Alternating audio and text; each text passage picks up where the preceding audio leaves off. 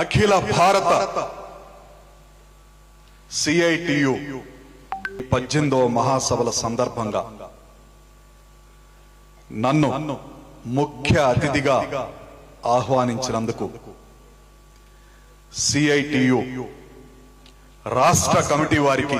ఎవ్వడురా అమ్మేది, ఎవ్వడురా కొనేది,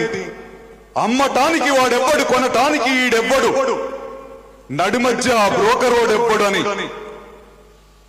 steel plant కోసం సుద్దాల అశోక్ తేజ గారు రాసిన విప్లవాత్మకమైన పాటను నేను గద్దరన్న విప్లవ కవి, ప్రజా యుద్ధ నౌక